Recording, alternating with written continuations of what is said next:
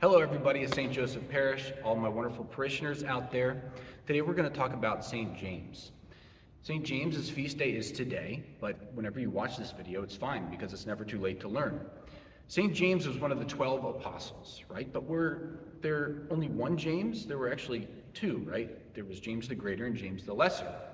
And James the Greater got his name not for being bigger or taller or anything like that. He was James the Greater because he was the one who was martyred for his faith out of the other one. James the Greater, he walked all the way across Europe to the edge of Spain, where the ocean meets Spain, above Portugal, at this town called Santiago de Compostela. To this very day, it's still called that. And Santiago means St. James in Spanish. So Santiago de Compostela is the place where James is buried. Now, was he martyred there? No. It's a funny story, because after Jesus ascended into heaven, and Jesus commanded his apostles to go out into the world, teaching the gospel to every living creature, this is what St. James did. He went off in his direction. All the other apostles went off in their directions to evangelize the world. And St. James walked across Europe. He evangelized all the way across the Iberian Peninsula, and he came back to Jerusalem, to Judea, and he was martyred there. Now, there is a beautiful devotion to St. James out there to this very day, and that is called the Camino de Santiago, which is called the Way of St. James, or the St. James Trail.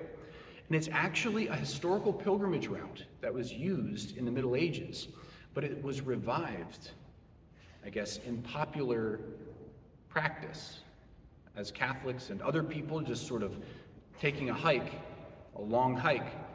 They decided to use that and revive it. And I actually did it on my own.